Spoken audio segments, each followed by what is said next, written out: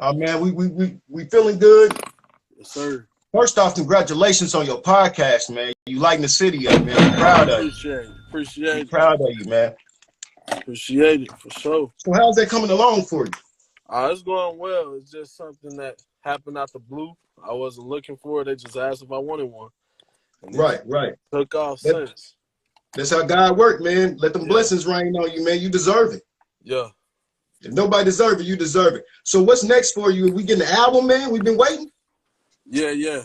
So we gotta let me turn this whip on. I'll take your time. Can you hear me?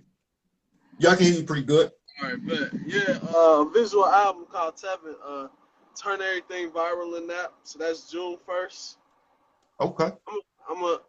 It's at least like 4 to 11 maybe videos on it. We're still kind of debating what we're gonna do. Okay. Okay. What can we expect from the album though? Like, you got any features? Yeah. So my cousin Ruben Stutter from American Idol, he's on it. All right. My guy, his name is KC Wembley. He's an artist out of Chicago. Okay. And, those are the only 2 features I got on it. Okay. I noticed most of your music, man, is inspirational. What inspires you to do that? Because you got those bars as like anybody from the streets, but you make it inspirational, and I love that. I love that about your sound. Just kind of fun, type of uplifting, just something different. Because everybody is, I feel like everybody the same. They are. I shot this. I'm smoking on this person.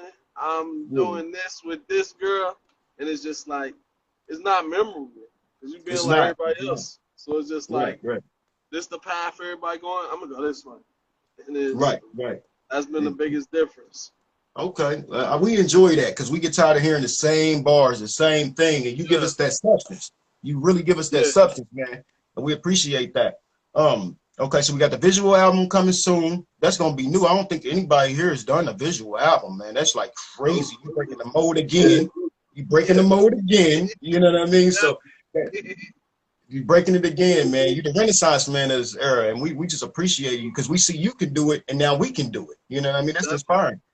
So yeah, we got to do that. About to say we had a question from a fan of yours. Hold on 1 second. Okay. Well, you already answered that. You do got the Ruben Studdard feature. We had a question. Somebody asked, would you have Ruben Studdard on your album? So he will be on the album.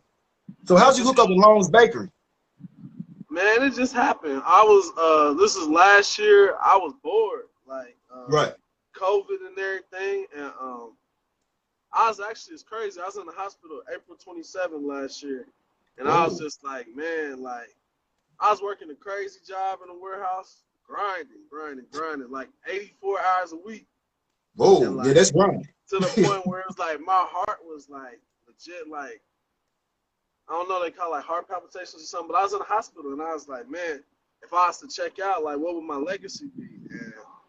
And my mind was just racing, just thinking. And then that Wednesday, I heard the Longs was opening, so I was like, I'll just go in line. I'm like, I'm gonna be the first person in line. Then Thursday. Go around, and then by Thursday night, I just start thinking, I'm like, what if I just write a long song? So what if I just do it? Because I feel like in order to be a Nap rapper, you got to have a Longs bar. So I feel like I just had different bars from different songs that was unreleased. And I was like, all right, let me just take this. Nobody's ever did an actual long song. Let me just pull all these different bars I got from different songs. And then once I got that line, I don't rock with 12 unless it's in a white box, I was like, yeah, I'm about to drop this. Yeah, that's hot. We went to I called up my producer. I'm like, hey, man, I need to get in the studio tonight. And he's like, man, can we do the morning? I'm like, nah, I got to get in there tonight. Now. We get there, and a lot of people familiar with Playboy. Playboy on the beat. So he has a session at 11. We get in there at 10:40. He's like, hey, man, I got my session at 11. I'm like, man, you got to, I guess, pay your dues, your time. So I'm like, all right. Right. It take 5 minutes to set up. It take me like 5 minutes to record, and he do a little mix for like 10 minutes. And then I call my videographer. I'm like, hey, man, pop up at Longs at 5:30 in the morning. on some Damn. Keenan and Kel type stuff. Like, hey, Right. meet me alone. Bring your camera. We go get some donuts. Meet me alone at 5:30 in the morning. Right, So right. he showed up. He didn't even know what we was doing. Waited in line for an hour. We filmed from about 6:30 to 8, and then Okay. edited by like 9 something. We dropped it by like 9:30. It was viral. So it just Now, if that happened. ain't inspiring, y'all, that's inspiring for you to get that feeling that night. Hit the studio, call the videographer, shoot the Yeah, video. You got it. That shows you can't wait. When you have a dream, go at it. Just make it yeah. happen. Whoa, that's an incredible story.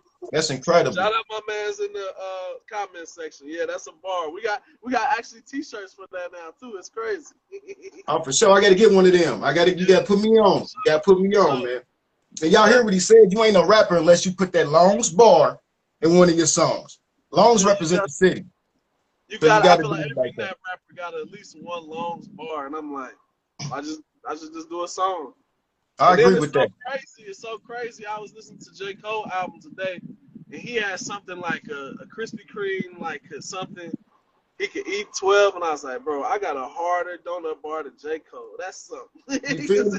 Hey, J. Cole ain't had them Longs donuts though, so he can't write that bar. I You was gotta like, have I got a Longs to do that. harder, but he tried to like do like the 12 and don't, but it just didn't make any sense. So I was like, Right. I got a harder bar than J. Cole. That's cool.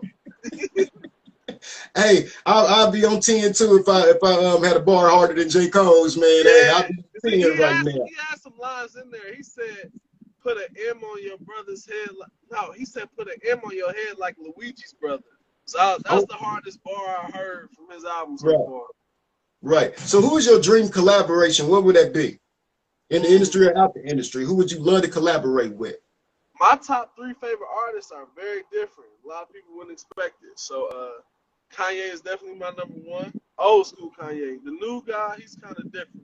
But like Yeah, College yeah. Dropout to My Beautiful Dark Twisted Fantasy, he was Right, number 1 for me because he was like the individuality of him. Like he was like yeah, this soulful kid from the hood. He wasn't trying to be.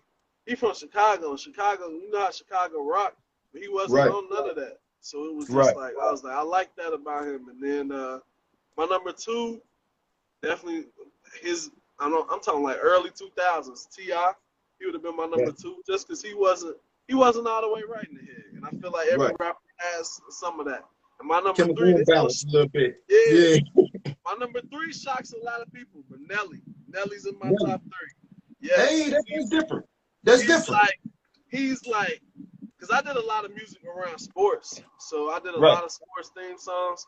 So like, I think even like with his song called "The Champ" and his "Heart of a Champion," he got Yeah, got that sports music vibe, and he did stuff like I feel as far as being from the Midwest and not from a Chicago, but from a right, smaller market and blowing right. up.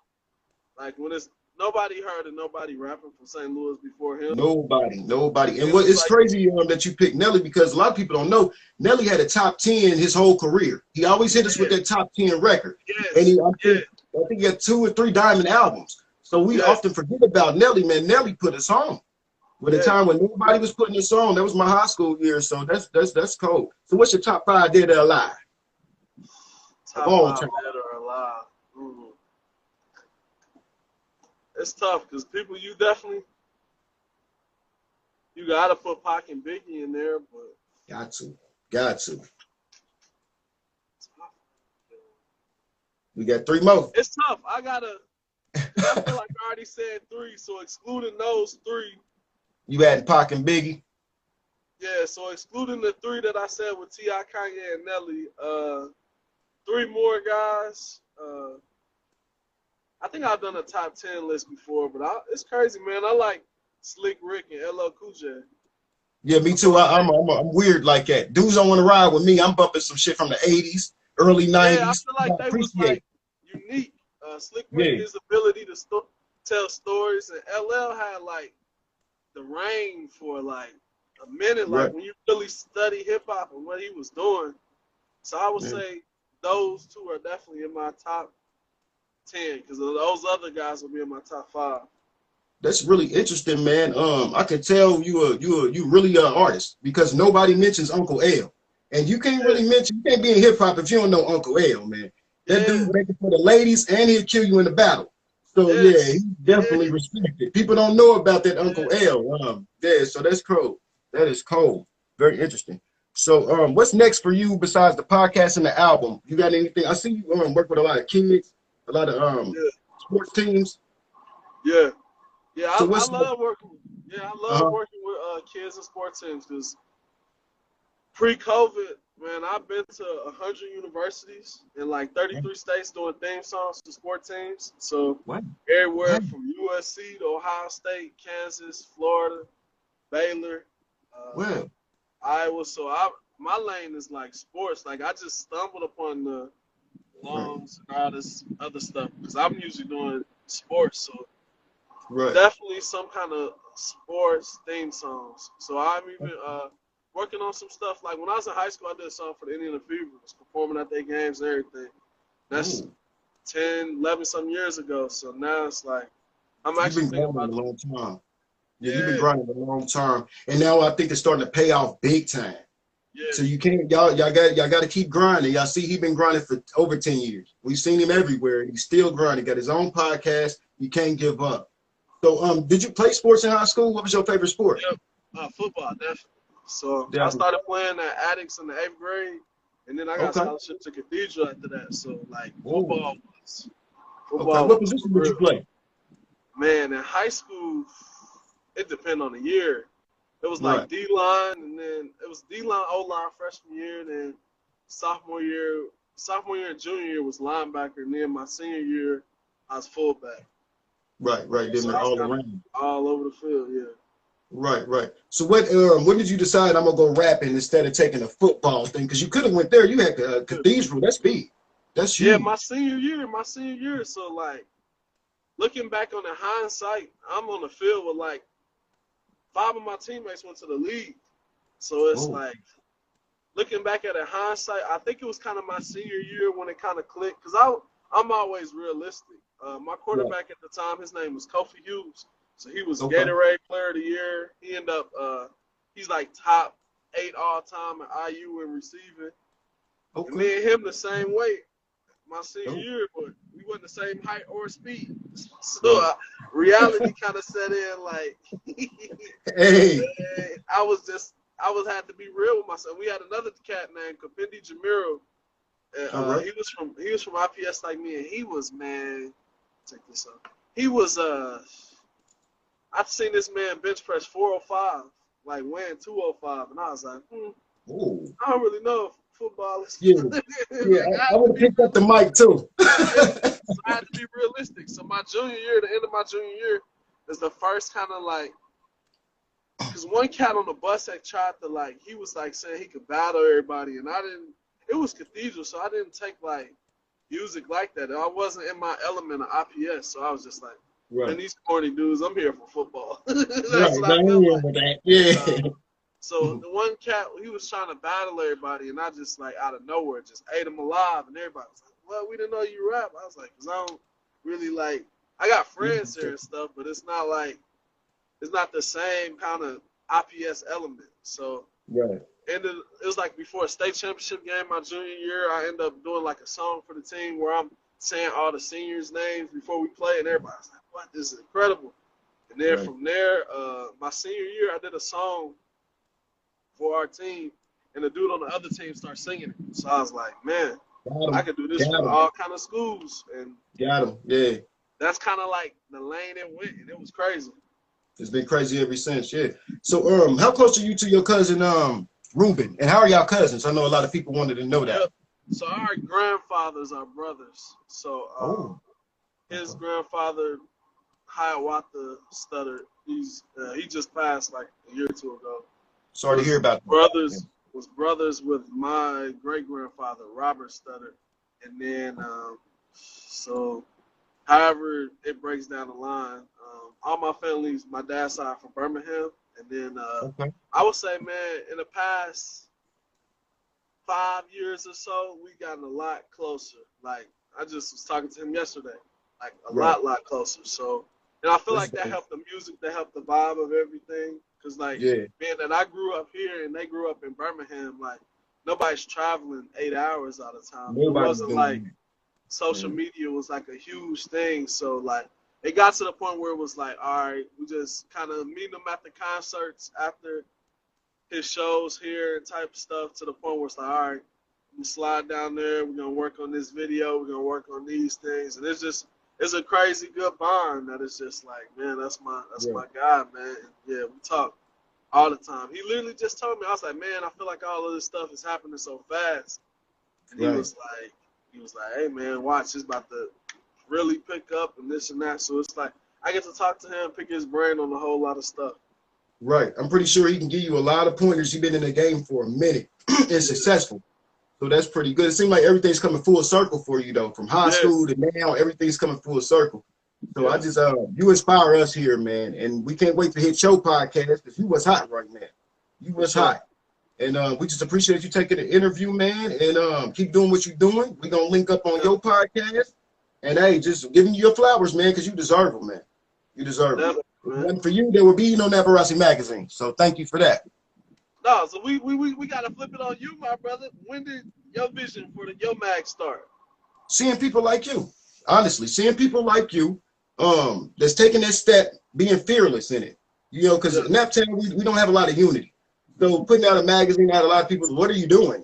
Why are you doing that? You feel what I'm saying? So seeing people like you, I could say Paris Ladon, Kitty Red, especially Section 8 Living. He was one of my biggest inspirations, because he just went. He just took off and went. Playboy as well. And when I seen you guys do that, I'm like, if they can do it, I can do this. You know what I mean? And I just went forward. I really went forward, and I've been writing music for different artists. I'm really good friends with Mickey Howard. She helps me a lot. That's an angel to me. R&B singer. So once I had that fire behind me, couldn't nothing stop me.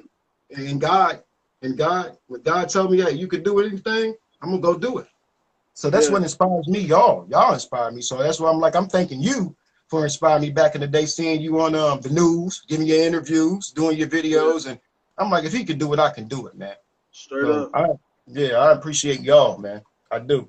And the issue drops out the 19th. So y'all be looking, Naparazzi Mag 2Gs.com, the 19th. We're going up. Yeah, We're going up. We're going up. Is that this month? Yeah, this month. Yep. All right, bet. That's hard. Every 19th, you can expect a new issue, new interviews, new everything. Just go in there and just, go in there and relax and get your Naparazzi on, because everything's on there. Oh, that's hard, man. That's dope. That's dope. What's your vision for it? Like long term, what you want to do with it? I want to network. I want to create shows. I want to turn it from the magazine to the Naparazzi network. That's my dream. Yep, and then the label too, because I work with artists. But yeah, I want that. I need shows, to have your show on there, sitcom or whatever. And then the next person, Section 8 Living. I want to create those shows here in my city. That's hard. That's what I'm gonna do. Thank you for asking that, man. Yeah, nah, for real, man. I feel like visions, like I was having this conversation with somebody the other day. I feel like we got a generation of leaders that got to take the city to new heights, because it's just like the older, they don't want to relinquish the keys. So it's like with their platform, so it's like we'll just create our own. And it's just like, and you got to watch it grow instead of coming alongside me and could have like helped lift me and been responsible for it. Now you be like, dang, look at them. Now they doing it. And I had a chance to reach back, but I feel like a lot of platforms, everything, stuff has like died because they didn't have nobody next in store. So I think of Expo and Classic, it's like, man, like y'all gotta have some younger people at the table to take it to new heights. And I think of even with 1310, Amos Brown. Amos Brown was a legend, but it was just like, man, who was in the wings waiting to fulfill? Like you can't rock his shoes for sure, but it's like we gotta start developing people to come alongside, so where the visions don't die with that person. You're right, because a lot of times they do. Like, prime example, when you say Amos Brown, there's nobody next. It was like he needed an understudy. It's supposed to be an understudy to keep it going. We have none. Once it's gone, it's gone. But we can't do that. And we cannot do that. That's the difference between us and like other places. I had this conversation with somebody. I'm like, man, like a JV city nationally. Yeah. Because it's like that's how we approach arts, entertainment, everything is like from a JV perspective. And I feel like we finally got a good kind of core of young thinkers that's like, all right, we can create a varsity presence here. Yeah. It's too JV-ish it's JV with varsity potential. Right, the varsity potential. I just think we're going up from here. I see your show. I'm seeing everybody I kind of grew up with or knew of pop off. And we just got to keep it going. We got to unify and help each other. Throw each other that layup whenever we can. And I think we're gonna come up. This generation I know is gonna be better with guys like me and you. We're already talking about, hey, we're gonna have to pass this down next generation. They weren't thinking like that. It was kind of like selfish thinking on their mind because it was all about self. And they'll help somebody outside the city before they help people in the city. Definitely. And that's crazy to me. It's a quote, man. They won't support you till they can't afford you. Like that's what it is. That's crazy. And it's just like that's what it is. See, I'm supporting now because I know in about 2 years I won't be able to afford you, Tevin. I won't be able to afford you in 2 years. I put my bid in now. Hey. So we locked in. We locked in. I see you going up. I want to have that money, that $1 million to pay you. Hey, yes, you will, man. The Naparazzi Network, man. You gonna have we going up. We going up. Man, I appreciate you, man. Great convo, man. Let me know when I can come on your podcast, man. I need to come spread my wings a little more. Man, what's your schedule like today? Today I got 2 more interviews a day. I'm free any other time. I'm free any other time. I got 5 o'clock and then 7. That's what time your interviews are? Yup. 5 o'clock and 7 today. So what you doing at 3:30? 3:30? I had to check, really. I think I got a meeting at 3:30 with, I got a musical meeting at 3:30. That's it. Maybe about 10, 15 minutes, if that. I'm gonna inbox you. So, all right, but. Yeah, because we can make it happen. Yeah, that's what I'm saying. I ain't the type to talk. I'm like, what you doing today? I see. Hey, you already told me you woke up. Look, hit the studio, got it mixed, man, everything. I know how you work now. I know how you work now. Put it out in the air. I'm like, we can go. Right. We might be going in a minute. I'm gonna DM you in a minute.